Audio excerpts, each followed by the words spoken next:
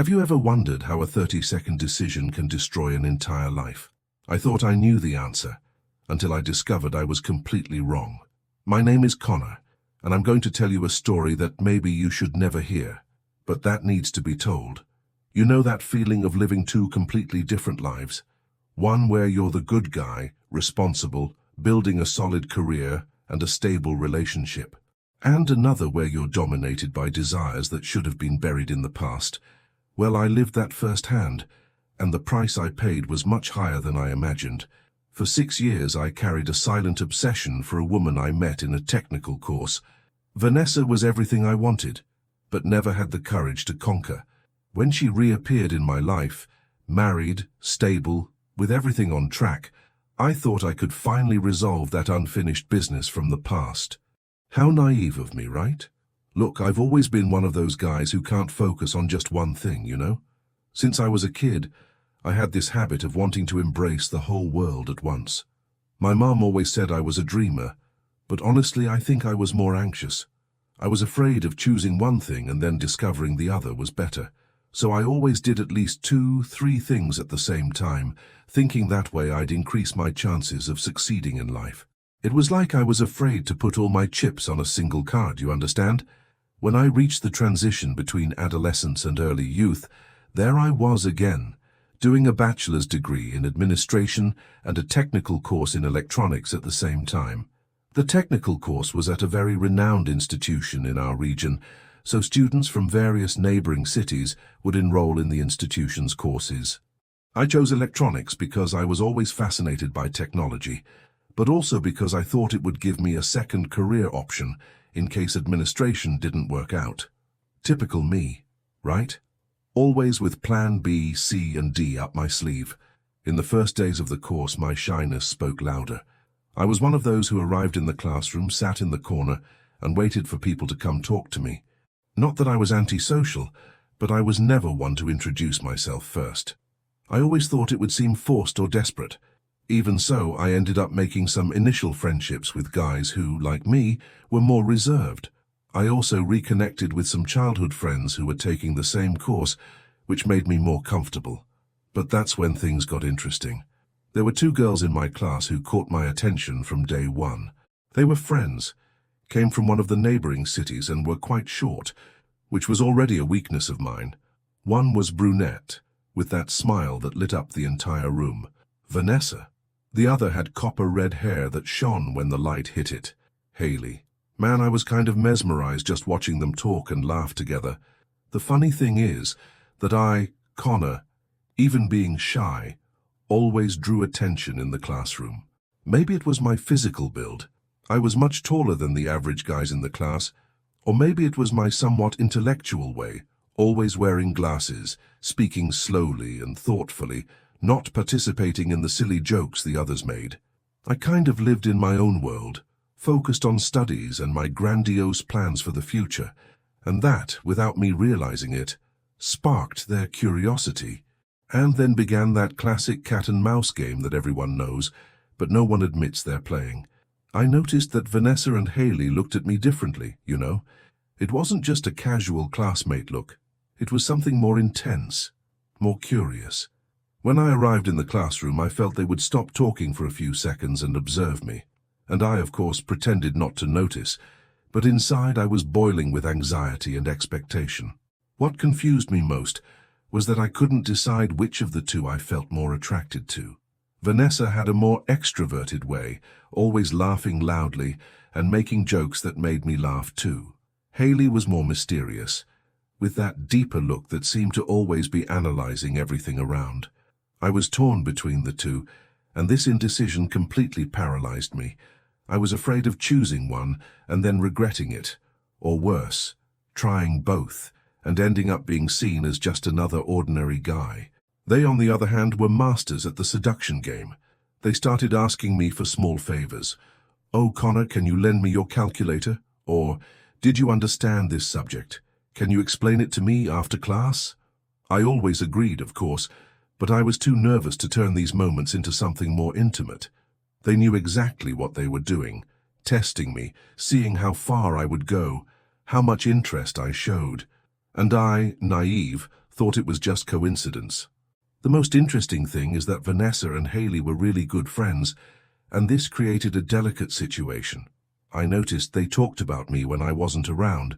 Sometimes I'd arrive and they'd stop talking, a bit awkward. It seems they made a silent agreement between them. Neither would make the first move so as not to harm their friendship. They decided they would leave the choice up to me. They would wait for me to make a decision. But how was I going to decide if I didn't even know what I wanted? The months went by and that unresolved sexual tension was consuming me inside. I dreamed about both of them, created scenarios in my head, but in real life, I continued being the same shy guy as always. And the worst part is that everyone in the class had already noticed what was happening. The guys kept teasing me, "Connor, just choose one already." But I was afraid to take a risk and lose both at once. Until one day something happened that changed everything and made me make a decision I would carry for years. Vanessa's patience reached its limit on a day I'll never forget. We were all in the classroom waiting for the teacher to arrive, and I was there in my corner as always when she spoke quite loudly, in front of Haley and some other colleagues. I don't know if Connor really likes us. Actually, I don't even know if he likes women. The silence that fell in the room was embarrassing, man. I felt like I had been punched in the stomach. It wasn't just the comment itself, but the way she said it, with that tone of contempt and frustration. That hurt me deeply, because beyond the attraction I felt for them, I also nurtured a true friendship. I decided to distance myself a bit to process what had happened. The course came to an end, and I didn't resolve anything. I continued in my ways, without making any decision. I remember my friend Marcus, who was also taking the course, told me, "Dude, you were too choosy and ended up with nothing." And he was right. Everyone went their separate ways after graduation, and I was left with that bitter taste of missed opportunity. I got a job at an audio equipment factory in Austin, Texas. It was 2 years of manual labor, but I needed experience and money while I finished my bachelor's degree in administration. Some classmates gave up on electronics. Jeremy, for example, opened a small grocery store that later became one of the biggest businesses in the neighborhood. I kept thinking about how people manage to focus on just one thing and make it work, while I continued dividing myself among 1,000 projects. When I finally graduated in administration, I started participating in selection processes at financial companies. I was always fascinated by investments. It was one of my genuine passions. After 3 years of trying and getting various certifications in the financial sector, I got a leadership position at a bank in Dallas. It was a small bank, but it was exactly where I wanted to be: financial risk analysis. I finally felt I was on the right path in my professional life, but the price of success began to show quickly. I lived so focused on work that I had no time for anything else. I gained 10 kilos, slept poorly, only thought about work. Everything I did was to perform well to ensure security in banking operations and get the recognition I had dreamed of since childhood. 2 years later, I was already in a supervisory position, but I felt empty inside. And it was during this time that I met Rachel, a bank employee 6 years older than me. Rachel worked in the credit department and had that mature and decisive way that attracted me. She was short, as I always liked, and had a life experience that I admired. 6 months after working at the bank, we were already living together. It wasn't an overwhelming passion, but it worked well. It was comfortable, stable, without great emotions or upheavals. She understood my dedication to work, and I respected her space. We decided to maintain discretion in the professional environment, so few people knew about our relationship. Life continued in a predictable routine until one day, everything changed. I had scheduled a business lunch with Thomas Mitchell, one of our biggest clients, at a sophisticated restaurant in downtown Dallas. It was an important meeting. The guy was thinking about bringing more investors to our portfolio. In the middle of the conversation, my gaze drifted for a few seconds, and I spotted a woman from afar. Something caught my attention, but since I was focused on the client, I couldn't properly identify who it was. When I got up to go to the bathroom, I took the opportunity to look for the person I had seen. I walked through the restaurant until I found her near the kitchen counter, talking to an employee. When she turned around, my heart almost stopped. It was Vanessa. 6 years later, with a different haircut, but with that same smile that lit up any environment. Time had been generous to her. She was even more beautiful, more mature, more sensual. I decided to completely change my posture. So I wasn't going to be the shy Connor from the technical course anymore. I approached her from behind and joked, "Excuse me, who can I make a complaint about the food to?" She turned around surprised and recognized me immediately. The hug she gave me was so intense that I had to pull away quickly because, well, you know how it is when we reunite with someone who awakens that kind of reaction. She noticed my embarrassment and, to get around the situation, said, laughing, "You can make the complaint to me. I'm the manager here." The phone rang in the middle of our conversation. It was Thomas, asking if I had gotten sick in the bathroom and demanding my presence to conclude the meeting. I quickly asked for Vanessa's number, promising we would talk soon. When I got home that night, I was radiant with happiness. Rachel asked why I was so happy, and I made up that the client was very satisfied with our services and was going to bring new investors, which would mean a fat bonus for me. But the truth is, I was reliving all those unresolved feelings from 6 years ago. That same night I had already texted Vanessa, and we started talking every day. It was like a faucet had been opened after being closed for 6 years. I started having lunch at her restaurant at least 3 times a week, always making up professional excuses for Rachel. I said they were business meetings, networking, prospecting new clients. Vanessa and I were updating each other on our lives, reminiscing about the old days from the electronics class. What made me most curious was knowing about Haley. When Vanessa mentioned that they had drifted apart a few years ago and even had some disagreements, I was internally euphoric. It meant maybe I could have both of them for myself. It was that same lack of focus reflex I always had. Vanessa told me that Haley was studying arts, still hadn't established herself professionally, and that they hadn't spoken in a long time. Perfect, I thought. 2 open opportunities. But this time I wasn't going to let it slip away. I decided to be the Connor I always wanted to be, no longer that shy, indecisive guy. I started exercising obsessively. Gym every day, morning runs, strict diet. I visualized Vanessa in my arms, imagined what it would be like to finally have that physical connection I had fantasized about for so long. She noticed my effort and complimented me constantly. "Wow, Connor, you're getting in shape." That motivated me even more. For 4 months she resisted my advances. It was her strategy, I realized later. She wanted to see me trying, wanted me to prove that I really desired her, and I proved it in every way possible. I even used medication to accelerate weight loss, something I never imagined I would do. I lost 16 kilos, was more energetic, more confident, more attractive. It was like I had been reborn. Vanessa gradually began to lower her guard. She accepted rides home, accepted gifts I brought, smiled more intimately when we talked. I felt it was time to take the next step. She was at the ideal point. Interested, available, involved. That's when I had an idea that would change everything. A romantic weekend at a resort. I just needed to figure out how to explain this to Rachel without raising suspicions. The lie to Rachel was easier than I imagined. I told her that Thomas Mitchell, that important client, was going to throw a business party in Miami where several influential entrepreneurs would be present. I said he wanted to introduce me to some of them to expand my client portfolio. It was a unique opportunity, I said, looking into her eyes with the conviction of someone who truly believed their own lie. She even congratulated me on the professional achievement and said, I deserved this chance. I booked a 5-star resort in Orlando, far enough away to avoid the risk of being seen by someone I knew.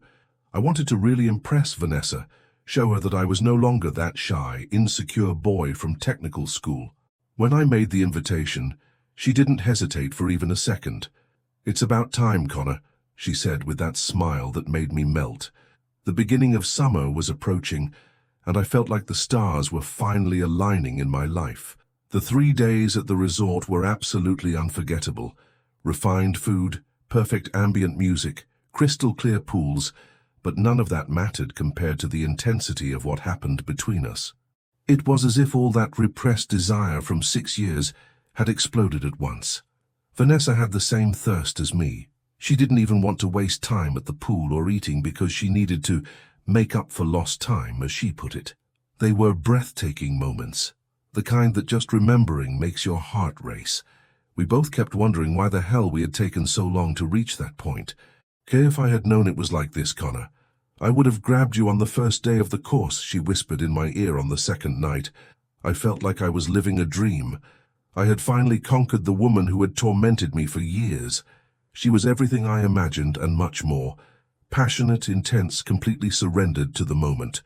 But as every good story has a plot twist, mine was coming. On the way back to Dallas, Vanessa started demanding more encounters like that one. She wanted to repeat the experience, wanted it to become routine, but I didn't have that much availability. How was I going to explain constant trips to Rachel? I tried to buy time by responding less, but that only increased her insistence. And it was during one of those insistent calls that almost everything fell apart.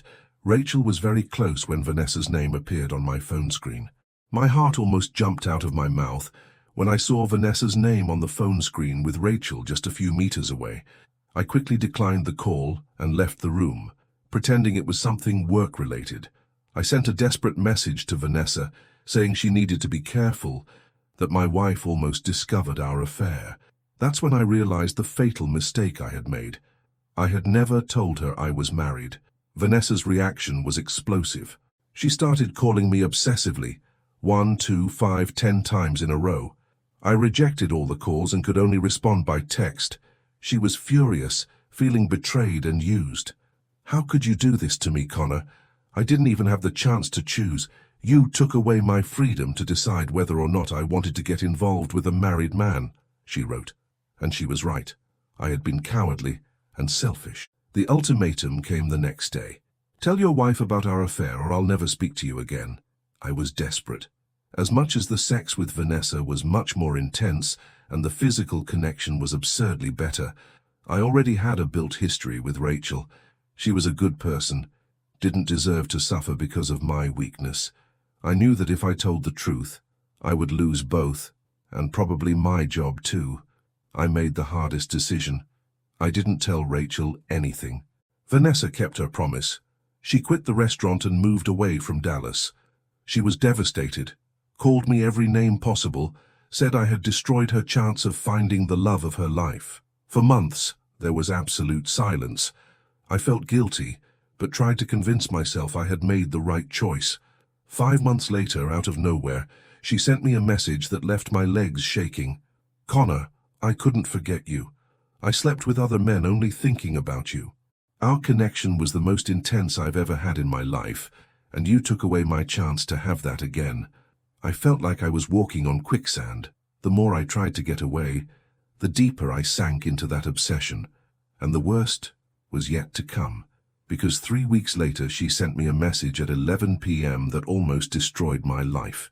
It was a Tuesday, 11 p.m. sharp, when my phone vibrated with a message that made my world stop. Connor, I'm in Dallas. I rented a room at the Marriott downtown. I'm waiting for you to make me feel all that again. My heart raced. I was in the middle of a crucial presentation I had to deliver the next day to the bank's top management. A promotion was at stake, plus a significant bonus. But the temptation was killing me. I knew Vanessa, knew she wouldn't let me leave that room before dawn. If I went, I would arrive at work exhausted, having not slept at all, and probably with marks on my body that would be hard to explain. Besides, part of me was suspicious. Was she being sincere, or was she setting up some trap? Recording, photos, blackmail. My paranoid mind was racing. At 11:30 p.m., another message came that almost made me lose control. I know you always wanted to be with 2 women at the same time. If you come here now, maybe I can convince Haley to join our little party. Man, I couldn't concentrate on the presentation anymore. The fantasy I had nurtured since technical school was being offered on a silver platter. 2 women I had desired for years, together, just for me. I stayed until 1 a.m. torn between duty and desire. It was the most important professional opportunity of my career versus the fulfillment of my greatest sexual fetish. At 1:30 a.m., I made one of the most difficult decisions of my life. Vanessa, forgive me, but I can't go. This presentation is very important to me. I continued working until 5 a.m. without sleeping even a minute. The next day, I arrived at work looking like a zombie. Everyone noticed something was wrong, but I managed to get through the main information during the meeting. I became the subject of morning gossip. What happened to Connor? Vanessa, furious, called me screaming that she had paid for hotel, flight, made 1,000 sacrifices to be there, and I didn't give a damn about her. At that moment, I realized I needed to cut this contact off for good. But something told me this story was far from over, and in one of her last calls, I heard something that chilled my blood. You're going to regret this, Connor. I know things about you that can destroy your perfect little life. Looking back, I see how my chronic indecision and my fear of choosing a direction in life led me to situations I never imagined living through. Would things have been different if I had been more decisive back in technical school? The question is, how many Vanessas exist in our lives? How many lost opportunities from the past come back to haunt us in the future? And mainly, when these opportunities reappear, how do we deal with them without destroying everything we've built? I thought I could have the best of both worlds, but discovered that some choices come at a very high price. Now I want to know from you, have you ever been through a similar situation? Have you ever reconnected with someone from the past who awakened feelings you thought had been buried? How did you deal with it? Share in the comments, because I'm sure I'm not the only one who has been through this dilemma. And if you have a similar story or want to suggest topics for the next videos, leave your opinion down here. If this story impacted you in some way, subscribe to the channel and turn on notifications so you don't miss the next videos. I'm building a community where we can talk about these topics without judgment, share experiences, and maybe even find some answers together. Because believe me, this story you just heard, it's not over yet. And since we're talking about unfinished stories, remember Haley, the redhead I always thought was even more sensual than Vanessa. Well, after my transfer to the new city, I ended up meeting her too. And if you thought my obsession with Vanessa was intense, wait until you hear what happened with the woman I really desired from the first day of the course. But that story, well, that one I'll tell in another video.